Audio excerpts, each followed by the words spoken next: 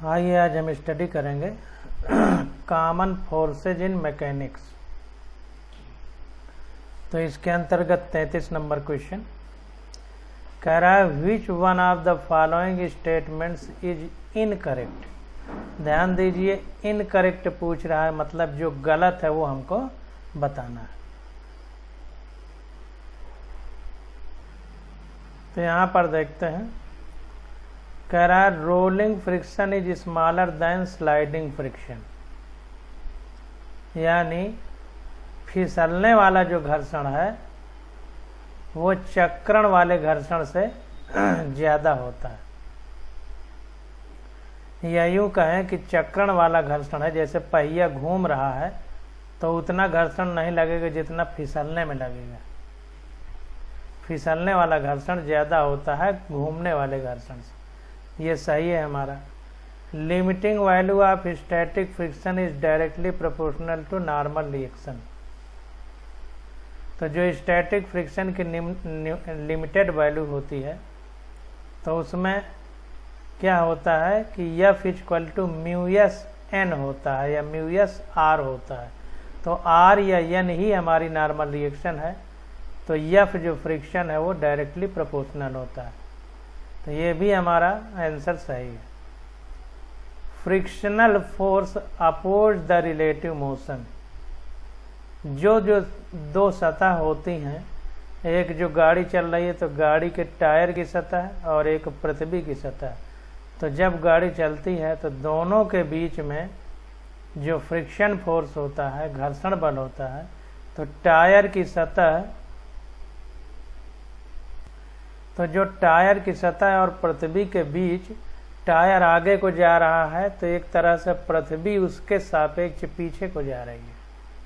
क्योंकि हम अपने घर से जब गाड़ी लेके चलते हैं तो हमारा घर पीछे छूटता जाता है, तो ऐसा लगता है जैसे पृथ्वी पीछे छूट रही है और गाड़ी आगे जा रही है। तो इसी को रिलेटिव मोशन कह रहा है, सापेक्ष गति। तो कह रहा है कि जो घर्षण है दो सतहों के सापेक्ष गति के कारण होता है। ये भी हमारा सही है। Coefficient of sliding friction has dimensions of length, ये हमारा गलत है। Coefficient of sliding friction has dimensions of length, तो इसको देख लेते हैं, यही विकल्प हमारा गलत है। तो सीधा फार्मूला लगा देंगे F equal to mu s N. तो यहाँ पर देखिए coefficient of sliding friction has no dimension, इसका कोई डायमेंशन नहीं होता। तो F equal to mu s N, तो mu s equal to F upon N. जो F का मात्रक है वही n का मात्रक है, क्योंकि ये नॉर्मल रिएक्शन है, ये बल है, जो बल लगता है उसी के कारण ये नॉर्मल रिएक्शन होती है। बल नहीं, जो भार होता है, वस्तु का जो भार होता है जैसे mg है, उसी के कारण ये नॉर्मल रिएक्शन है। तो इसलिए जो है ये भी, इसका भी मात्रक F का भी न्यूटन होगा, नॉर्मल रिएक्शन का भी न्यूटन होगा, इसलिए ये डायमेंशन लेस है, इसका कोई डायमेंशन नहीं है। तो क्वेश्चन में चूंकि कहा है लेंथ का डायमेंशन है, इसलिए वो हमारा गलत हो जाएगा। अब अगला क्वेश्चन देखते हैं, तो डी वाला हमारा सही होगा क्योंकि गलत हमसे पूछ रहा है। 34 नंबर क्वेश्चन क्या कह रहा है, कह रहा है a plank with a box on it at one and is gradually raised about the other and. कह रहा है एक प्लैंक है, ये देखिए बनाया गया है, तो इसमें कह रहा है कि एक एंड धीरे धीरे ऊपर की ओर ऊंचा होता जा रहा है। तो देखिए यहाँ पर ऊंचाई कम है, अगर ये ऊंचाई नापी जाए धीरे धीरे देखिए ऊंचाई बढ़ रही है। तो वही कह रहा है कि ग्रेजुअली उसको रेज्ड हो रही है ऊंचाई, और जो एंगल ऑफ इंक्लिनेशन है यानी ढलान का जो कोण है वो 30 डिग्री है। कह रहा है the box started to slip and slide 4 metre down the plank in 4 second. कह रहा है कि ये बॉक्स जो है नीचे की ओर, देखिए तीर लगा है, तो कह रहा है नीचे की ओर फिसलना शुरू करता है, और कितना फिसलता है, 4 मीटर फिसलता है 4 सेकंड में। तो कह रहा है the coefficient of static and kinetic friction between the box and the Planck will be. तो जो हमारा स्थैतिक घर्षण गुणांक और गतिक घर्षण गुणांक है इन दोनों का जो है कितना होगा between the box and plank, इस बॉक्स और ये ढलान वाले तल के बीच में, तो ये हमको बताना। तो देखते हैं। तो सबसे पहले देखिए हम लोगों को क्या करना है कि जो डायग्राम है उसको अच्छे से समझ लेना है और बना लेना है। अगर ये हम डायग्राम अच्छे से बना लेते हैं, चित्र अच्छे से बना लेते हैं, तो बलों की स्थितियों को अच्छे से बना लेते हैं, तो फिर ये क्वेश्चन हमारे लिए मायने नहीं रखता है, नहीं तो मामला बड़ा जटिल हो जाता है। तो देखिए ये बॉक्स नीचे की ओर फिसल रहा है, तो जब नीचे की ओर फिसल रहा है तो हमने आपको बताया था कि ये बॉक्स में जो जो बल लगेंगे तो इसका बल एक भार जो है mg नीचे की ओर काम करेगा। पृथ्वी की सतह के 90 डिग्री मतलब इसको अगर बढ़ा दिया जाए तो ये कोण 90 डिग्री आ जाएगा। तो पृथ्वी की सतह से हमेशा 90 डिग्री पे बनाना है mg को, और इस बॉक्स जिस सतह पर रखा है उस सतह से नॉर्मल रिएक्शन को हमेशा 90 डिग्री कोण पे बनाना है, और ये सारे निशान इस पिंड से दूर की ओर रहेंगे। ध्यान दीजिए कोई भी निशान तीर पिंड की ओर नहीं रहेगा, तो सारे निशान पिंड से दूर की ओर रहेंगे, और जो भार है पृथ्वी के समतल से 90 डिग्री के कोण पे रहेगा, और जो वस्तु जिस सतह पर रखी गई है नॉर्मल रिएक्शन उस सतह से 90 डिग्री के कोण पर रहेगा। ये हमको समझना है। तो देखिए mg को सतह से 90 डिग्री के कोण पे बना दिया गया, और नॉर्मल रिएक्शन को जिस सतह पर बॉक्स रखा है उससे 90 डिग्री के कोण पर बना दिया गया। अब ये कोण थीटा है तो ये कोण भी थीटा होगा। अब जाहिर सी बात है थीटा है, ये mg है, तो पास में काश तो ये mg काश थीटा हो जाएगा, सामने साइन तो ये mg साइन थीटा हो जाएगा। और पिंड चूंकि नीचे की ओर फिसल रहा है तो त्वरण नीचे की ओर कार्य करेगा, त्वरण नीचे की ओर कार्य करेगा, और पिंड और सतह यानी बॉक्स और सतह के बीच चूंकि गति नीचे की ओर है तो इस गति का विरोध करता है घर्षण बल, तो इसलिए घर्षण बल ऊपर की ओर होगा। ये हमने बना दिया। अब चूंकि ये पिंड गति कर रहा है तो गतिज घर्षण होगा, यानी एफ के का मतलब काइनेटिक, काइनेटिक का मतलब गति। बस इतना चीज क्लियर हो गई। अब हम सारे क्वेश्चन को आराम से कर सकते हैं। तो let μs and μk be the coefficient of static and kinetic friction between the box and the plank respectively.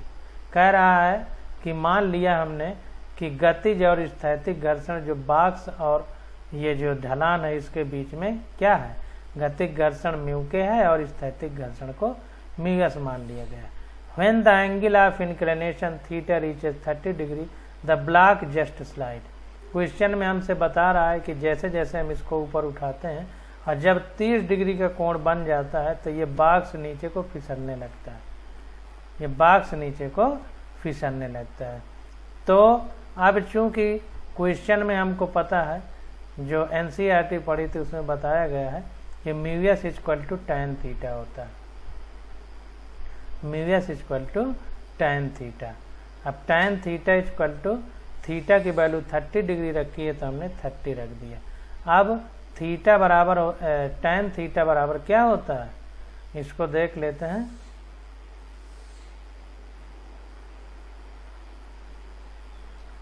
हमने पढ़ा था लाल बटे कक्का, तो साइन कास tan, tan का मतलब लंब बटे आधार, लंब बटे आधार होता है। तो इसका भी उपयोग नहीं है, नीचे होगा। तो tan थीटा 30 डिग्री हो गया, tan 30 का मान होता है 1/√3, तो ये आ गया 0.6। तो कहने का मतलब ये है कि μs यानी स्थैतिक घर्षण गुणांक कितना हो गया 0.6। अब देखिए if a is the acceleration produced in the block, कह रहा है अगर जो ब्लॉक पीछे को फिसल रहा है नीचे को, उसका त्वरण अगर हम मान लें कि a है तो ये फार्मूला क्या हो जाएगा। देखिए हमने बताया था कि नीचे को फिसल रहा है, इसका मतलब नीचे वाला ज़्यादा होगा, तो ज़्यादा में से कम को घटाते हैं। तो m g sine theta minus f k हो जाएगा।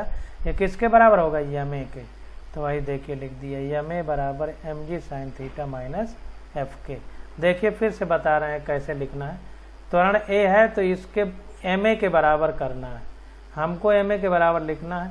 अब एम ए के बराबर लिखना है तो नीचे की ओर फिसल रहा है पिंड, तो नीचे को क्यों फिसल रहा है? क्योंकि m g sine theta f k से ज़्यादा है, तो ज़्यादा में से कम घटाएंगे हमेशा, तो परिणामी आ जाएगा एम ए।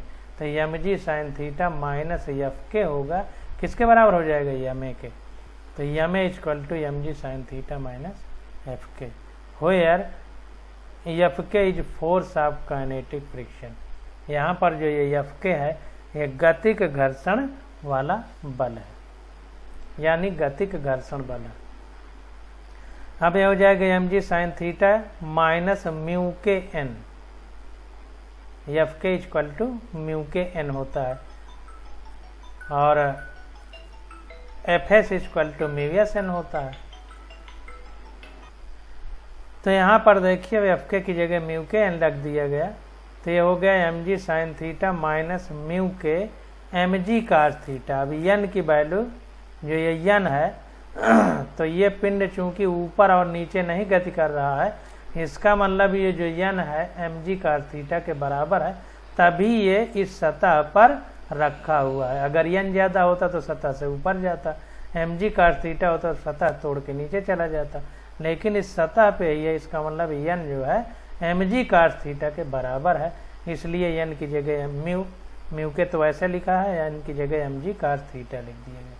यहाँ बता भी रहा है कि यन बराबर एम जी कास थीटा है, इसलिए हमने रखा है।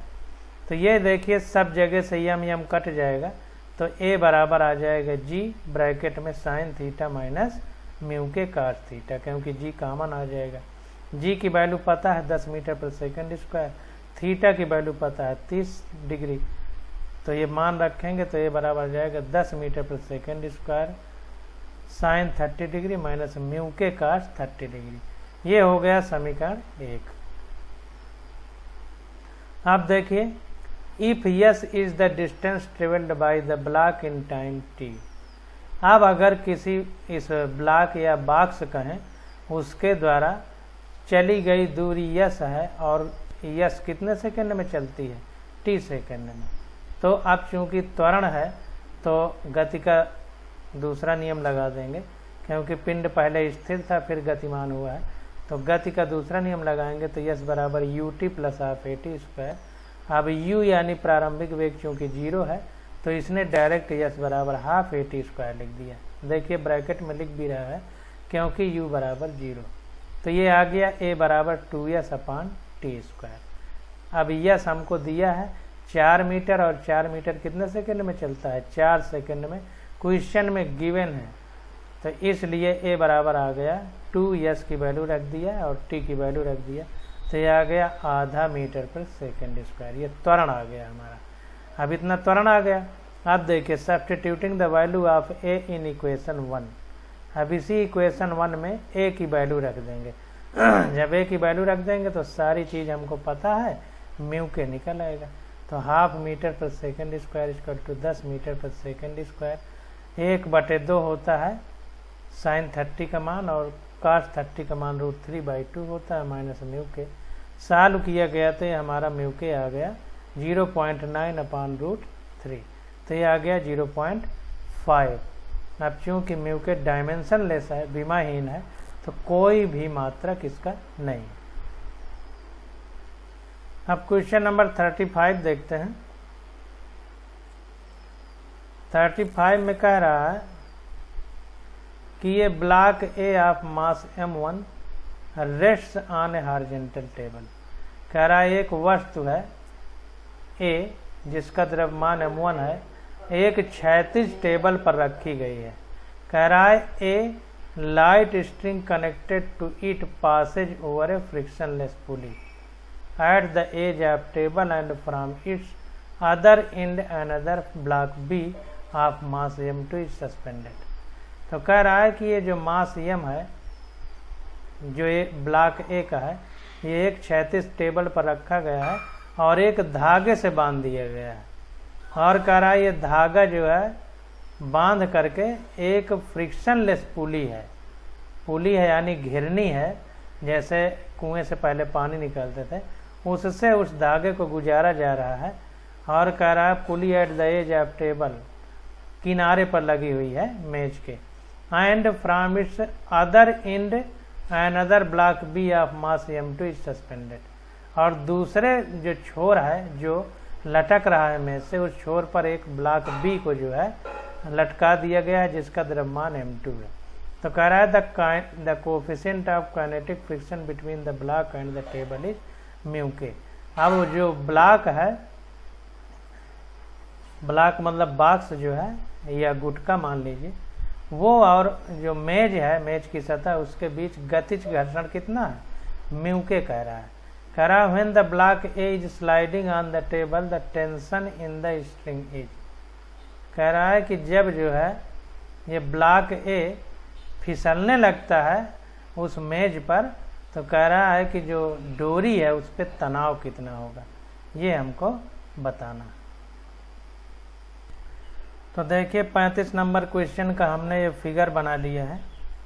ये एक मेज बना ली है, उसमें एक ब्लॉक ए रखा गया है और ये घिरनी से एक ब्लॉक बी को बांध दिया है। अब देखिए जाहिर सी बात है कि ये जो ब्लॉक है इस पर इसका भार पृथ्वी के 90 डिग्री पर m1g नीचे को काम करेगा और नॉर्मल रिएक्शन इस सतह के 90 डिग्री पर ऊपर की ओर काम करेगा। जो डोरी है उसका तनाव इस पिंड से बाहर की ओर काम करेगा और जब ये पिंड आगे की ओर खिसकेगा तो त्वरण आगे की ओर काम करेगा और जब ये खिसकेगा तो इस मेज के पृष्ठ और पिंड के पृष्ठ के बीच में गति का घर्षण पीछे की ओर काम करेगा, क्योंकि ये गति का विरोध करता है, तो जिधर गति होगी उसके विपरीत दिशा में होगा। अब इस बी पिंड की बात करें तो बी पिंड में जो भार है m1g वो नीचे की ओर काम करेगा और जो डोरी का तनाव T है वो इस पिंड से ऊपर की ओर काम करेगा। अब देखिए सारे हम लोग फार्मूलों को, सारे इन बलों को बैलेंस कर लेते हैं, बस हमारा आंसर आ जाएगा। तो यहाँ पर देखिए n बैलेंस होगा किससे, mg से। ये वस्तु न ऊपर जा रही है न नीचे जा रही है, इसका मतलब n जो है m1g के बराबर है, तो n = m1g रख दिया हमने। अब देखिए ये वस्तु इस डोरी में तनाव के कारण इधर को चल रही है, इसका मतलब ये है कि T ज़्यादा है Fk से, तभी इधर को चल रही है, तो T - Fk = ma हो जाएगा। तो T - Fk = ma कर दिया। अब इस वस्तु में देखते हैं, ये नीचे की ओर जा रहा है पिंड, इसका मतलब m2g ज़्यादा है T से, तो m2g - T बराबर ma हो जाएगा। तो m2g - T बराबर ma लिख दिया। अब देखिए इन्हीं को बैलेंस कर लेना है, तो T - Fk = ma है और m2g - T = ma है, इसका मतलब ये दे इसके बराबर है, तो ma हटा करके इसको रख देंगे। तो T - Fk = m2g - T हो गया। तो T - अब Fk = μkn होता है, तो Fk की जगह μkn रख दिया और ये बराबर हो गया m2g - T के। अब देखिए μk वैसे रखेंगे और n बराबर m1g है, तो n की जगह m1g रख दिया, तो T - μk m1g बराबर m2g - T हो गया जो पहले ऊपर था। अब देखिए ये -T जब इधर जाएगा तो ये प्लस में चला जाएगा, तो T और T 2T हो जाएंगे, तो 2T हो गया बराबर m2g। अब ये पूरा इधर जाएगा तो इधर माइनस में है तो इधर प्लस में हो जाएगा, तो m2g + μk m1g। अब देखिए m1 और m2 अगर कॉमन ले लेंगे तो ब्रैकेट में हो जाएगा 1 + μk ब्रैकेट्स के बाहर g, क्योंकि g भी दोनों में कॉमन है, अपान ये m1 m2 जब दोनों कॉमन ले लेंगे तो नीचे m1 + m2 लिखना पड़ेगा, करके देखिए तभी इतना आ पाएगा। तो ये आंसर ए में हमको दिया गया है, इसलिए 35 का ये आंसर हमारा सही हो जाएगा।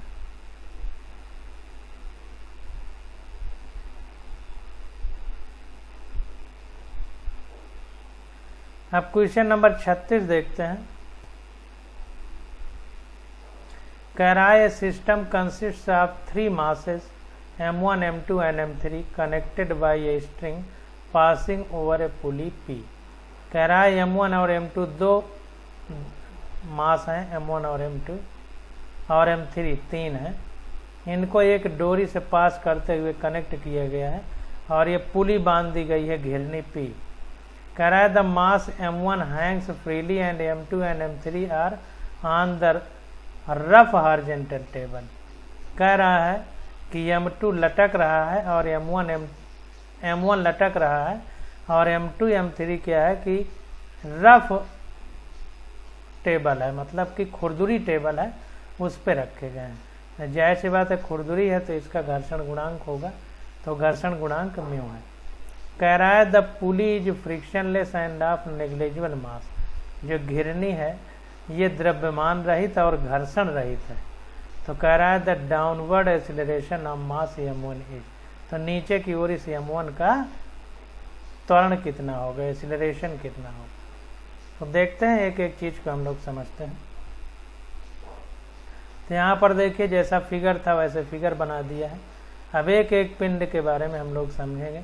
तो अगर ये पुली से ये पिंड नीचे की ओर जाएगा तो जाहिर सी बात है इसके साथ में ये भी आगे की ओर जाएंगे। जब ये आगे की ओर जाएंगे तो जाहिर सी बात है कि जो टेबल का सतह है वो घर्षण युक्त है, तो घर्षण बल पीछे की ओर लगेगा। तो घर्षण बल कितना लगेगा, म्यू। अगर गतिक घर्षण जाहिर सी बात है चलने लगा तो गतिक घर्षण तो म्यू के दोनों में लगेगा। अब म्यू के गतिक घर्षण एफ के बराबर होता है म्यू के एन हमारी नॉर्मल रिएक्शन है। तो नॉर्मल रिएक्शन भार के बराबर होगी, क्योंकि ऊपर नीचे तो गति हो नहीं रही है। तो नीचे m3g लिखेंगे, इसमें नीचे m2g लिखेंगे। तो ऊपर n2 लिखेंगे, इसमें ऊपर n3 लिखेंगे। तो जो प्रतिक्रिया बल है यानी नॉर्मल रिएक्शन है वो भार के बराबर होती है। तो इसके लिए अगर हम लिखेंगे तो इसको देख लीजिए, नहीं तो गलत कर देंगे। तो एफ के इक्वल टू होता है म्यू के एन। अब एन अगर इसके लिए देखें तो mg नीचे काम करेगा तो m2g हो जाएगा, और ऊपर की ओर जो है नॉर्मल रिएक्शन काम करेगी n। तो n म्यू m2g के बराबर होगा, तो म्यू के m2g लिखेंगे। तो यही लिखा है, देखिए म्यू माना है कि नहीं माना है क्वेश्चन में, तो म्यू m2g लिखा है। इसी तरह m3 के लिए म्यू m3g हो जाएगा। तो इस प्रकार से हम लोग इसको लिखेंगे। अब देखिए चूंकि ये नीचे की ओर मूव कर रहा है तो त्वरण नीचे की ओर होगा। तो जाहिर सी बात है कि ये पिंड नीचे की ओर जाएगा तो भार इसका नीचे को काम करेगा m1g, और ये डोरी का तनाव ऊपर की ओर काम करेगा t, यहाँ पर बाहर की ओर काम करेगा इधर को t। चूंकि उसकी जरूरत नहीं तो यहाँ पर उसने बनाया नहीं। तो अब देखिए क्या कह रहा है कि force of friction of mass m2।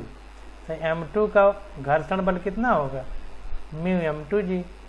m3 का घर्षण बल कितना होगा, म्यू m3g, जैसा अभी हमने बताया। कह रहा let a be common acceleration. अब क्या होगा कि ये जो ए है इन सब का एक कॉमन एक्सीलरेशन हो जाएगा, क्योंकि सब एक ही वेग से चलेंगे, इसलिए कह रहा है कि कॉमन एक्सीलरेशन हो जाएगा। तो अब इसको देखते हैं कि let a be common acceleration of the system. तो कॉमन एक्सीलरेशन क्या हो जाएगा, ए इक्वल टू, अब बल बराबर द्रव्यमान गुणे त्वरण होता है, एफ इक्वल टू एम ए। तो A equal to F by M, ये हो जाएगा। तो अब इसके लिए एफ कितना है, या बराबर एम ए होता है तो एक ही जगह जी होगा, तो m1g इसका बल हो जाएगा इस वाले का। और चूंकि ये नीचे की ओर जा रहा है तो ज़्यादा होगा, तो इसी में से ये घटाए जाएंगे, क्योंकि नीचे की ओर जा रहा है ना। तो ये नीचे की ओर जा रहा है तो m1g, अब माइनस इसको हम ऐसे भी लिख सकते हैं, इसको प्लस कर दें ये माइनस गुणा होगा तो अपने आप माइनस हो जाएगा। तो ये किसके बराबर हो जाएगा, इन दोनों के बल के बराबर होगा। तो इन दोनों का बल कितना, ए की जगह जी रख दें तो m की जगह m2 रख दें तो m2g। इस तरह से चूंकि फ्रिक्शन पीछे की ओर लग रहा है तो इसलिए minus mu m2g plus mu m3g, mu m2g plus mu m3g। अगर पूरे के लिए लिखें, इसको पूरे को हम एक मान लें तो, और ये ब्रैकेट खोलेंगे तो वैसे माइनस हो जाएगा। अगर अलग अलग मानेंगे तो, हमने एक ही माना है तो प्लस करके लिख सकते हैं। और नीचे m है तो सारे m, तो 3m है, m1 m2 m3, तो m1 plus m2 plus m3 लिख दिया। और तीनों बराबर हैं, कह रहा है m1 plus m2 plus m3 बराबर m है, तो इसलिए a बराबर, अब सब जगह m1 m2 m3 जहाँ पर है तो m लिख देंगे। तो mg minus mu mg minus mu mg अपान m प्लस m, तो ये आ जाएगा mg माइनस 2 म्यू mg अपान 3m बराबर, अब m कॉमन ले लेंगे तो कट जाएगा, तो आ जाएगा g 1 minus 2 mu upon 3। Hence the downward acceleration of mass m1 is, तो m1 मास के कारण जो नीचे की ओर त्वरण लगेगा सिस्टम में, वो क्या हो जाएगा, g 1 माइनस 2 म्यू अपान 3। तो इस प्रकार से हम लोग निकालेंगे।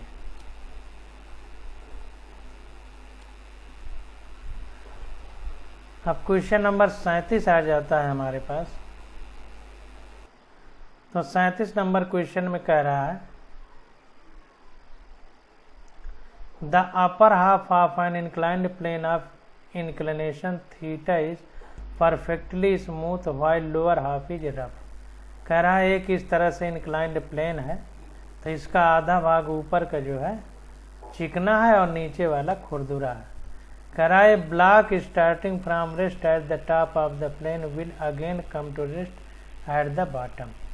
कह रहा है कि एक स्थिर अवस्था से कोई पिंड ऊपर से फिसलाया जाता है और जब यहाँ पर नीचे आ जाता है तो फिर वो स्थिर हो जाता है बॉटम पर, मतलब तली में।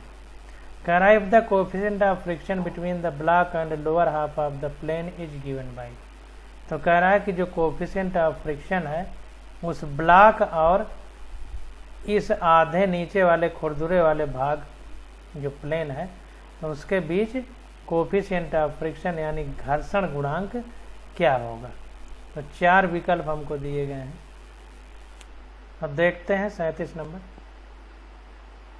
जैसे जैसे दिया है वैसे हम लोग करते चले जाएंगे। ये देखिए, मान लीजिए पूरे जो है जो इंक्लाइंड प्लेन है, ढालू सतह है, इसमें दूरी l है तो आधी स्मूथ है l/2 और आधी रफ है यानी खुरदुरी है l/2। तो अब दोनों के हिसाब से हम लोग यहाँ काम करेंगे। तो देखिए कह रहा है कि अपर हाफ स्मूथ प्लेन, जो आधा ऊपर का ये चिकना है, तो एक्सेलरेशन ऑफ द ब्लॉक क्या होगा, ये चिकने वाले के कारण। यहाँ पर देखिए हमने इस ब्लॉक के जितने भी बल हैं उनको दिखा दिया है। तो ये बल जो है mg इस पृथ्वी के समतल के 90 डिग्री पर रहेगा, और ये जो नॉर्मल रिएक्शन है n, ये जो समतल है इसके 90 डिग्री पर रहेगा। तो n ये हो गया, mg ये हो गया। अब जाहिर है कि इसको बैलेंस करने के लिए एक घटक इधर को जाएगा, तो ये कोण थीटा है तो ये भी थीटा होगा। तो ये mg है तो ये पास में काश, तो mg साइन थीटा काश थीटा हो जाएगा, और ये वाला घटक mg साइन थीटा हो जाएगा। तो ये चूंकि पिंड नीचे की ओर फिसल रहा है तो ये बल नीचे को mg साइन थीटा लगेगा। अगर त्वरण की बात करें तो F बराबर ma होता है तो a बराबर F बाई m हो जाएगा। तो a बराबर जब F बाई m होगा तो m कट जाएगा, तो त्वरण हमारा g साइन थीटा बचेगा। तो इसीलिए कह रहा है acceleration of the block a equal to g sine theta. बल ma होगा और त्वरण a होगा केवल। तो अगर ma होता तो mg साइन थीटा होता, और a है तो m कट जाएंगे तो g साइन थीटा। अब देखिए वस्तु यहाँ से स्थिर अवस्था से चलना प्रारंभ करती है, इसलिए प्रारंभिक वेग u इक्वल टू 0 रखा गया। तो ए बराबर जी साइन थीटा। अब देखिए जो ये दूरी है यहाँ से यहाँ तक, तो यस बराबर L/2 है। पहले ये स्मूथ की बात हो रही है तो L/2 है। अब यहाँ से यहाँ तक L/2 के लिए अगर हम गति का द्वितीय नियम लगा दें, तृतीय नियम लगाएं, तो v² - u² = 2as आ जाएगा। क्योंकि प्रारंभिक और अंतिम वेग दोनों हमें पता है, तो दूरी निकालने के लिए हम यही फार्मूला यूज कर सकते हैं। दूरी या वेग के लिए अंतिम वेग निकालना है, दूरी पता है तो लगा सकते हैं। तो v² - u² बराबर 2as, तो v² हमको यहाँ पे निकालना है और प्रारंभिक वेग 0 है, बराबर 2 × a की जगह g sine theta into yes बराबर L/2 है यहाँ तक के लिए। तो ये आ गया v बराबर √GL साइन थीटा। ये समीकरण 1 हो गया हमारा।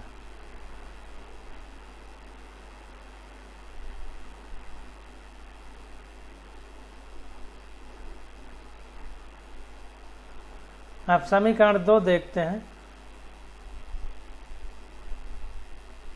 अब देखें यहाँ पर फार लोअर हाफ रफ प्लेन, फार लोअर हाफ रफ प्लेन, जो आधा खुरदुरा प्लेन है नीचे वाला, उसके लिए क्या होगा? तो acceleration of block A' = g sine theta minus μg cos theta होगा। अब यहाँ पर देखिए वस्तु इधर को जाएगी तो घर्षण बल पीछे को लगेगा, तो घर्षण बल पीछे को क्या होगा? F बराबर μn होता है, तो μn की जगह कितना है? n की वैल्यू कितना है? mg cos थीटा के बराबर है, तो μmg cos थीटा रख दिए।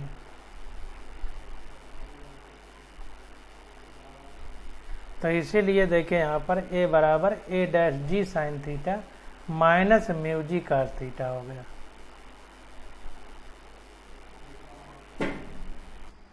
यहाँ पर देखिए जब वस्तु फिसलेगी तो ये स्मूथ है और यहाँ पर घर्षण है इतने भाग में, तो जब यहाँ इसके बाद आगे आएगी, यहाँ तक स्मूथ है तो यहाँ से नीचे की बात होगी, तो यहाँ से जब नीचे आएगी तो घर्षण बल काम करेगा, तो घर्षण बल पीछे की ओर लगेगा। कितना लगेगा? μmg cos theta.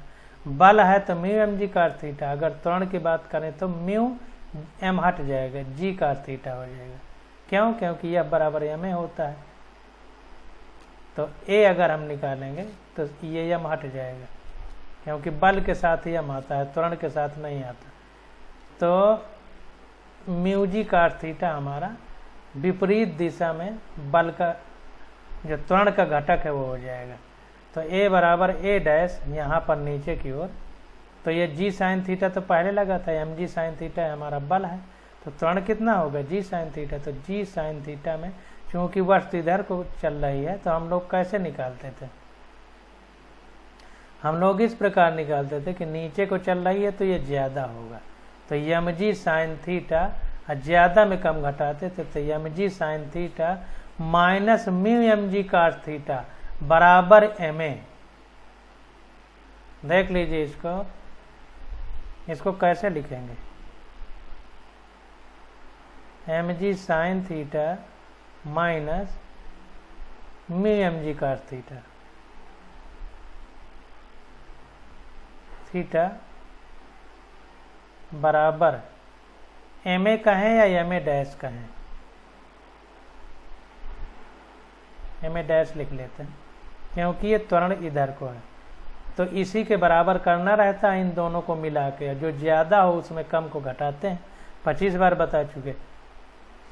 अब देखिए ये यम कॉमन हो जाएगा, तो इधर यम कॉमन ले लेंगे पूरे में, तो ये यम से ये यम कट जाएगा, तो A' बराबर g sine theta minus μg cos theta बचा कि नहीं? तो g sine theta minus μg cos theta वही तो लिखा है।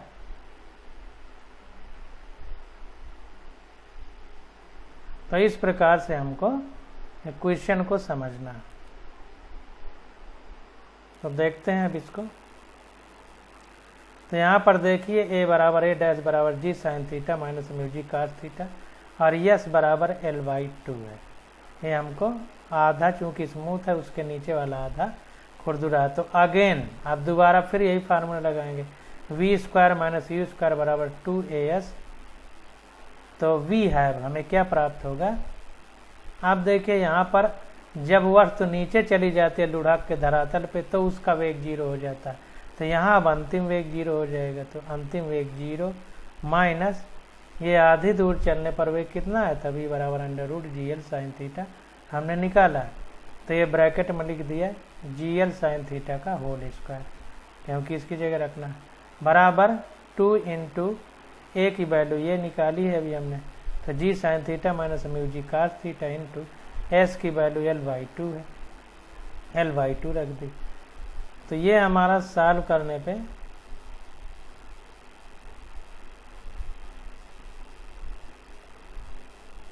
तो ये हमारा माइनस का GL sin थीटा, ये स्क्वायर होगा तो ये रूट हट जाएगा। तो माइनस का GL sin theta equal to G sin theta minus mu g cos theta L हो जाएगा, 2 से 2 कट जाएगा। तो ये आ जाएगा minus sin theta equal to sin theta minus mu cos theta, यानी mu cos theta equal to ये इधर जाएगा तो 2 sin थीटा हो जाएगा, या म्यू इक्वल टू ये इधर जाएगा तो cos थीटा हो जाएगा। तो mu equal to 2 sin theta upon cos theta, तो 2 sin theta upon cos theta की जगह tan थीटा हो जाएगा। तो ये आ जाएगा mu equal to 2 tan theta.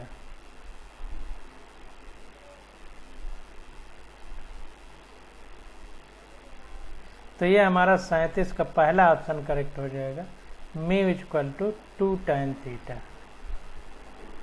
तो इस प्रकार से हम लोग क्वेश्चन लगाएंगे। तो आज की स्टडी बस यहीं तक, अब अगले लेक्चर में आगे स्टडी करेंगे।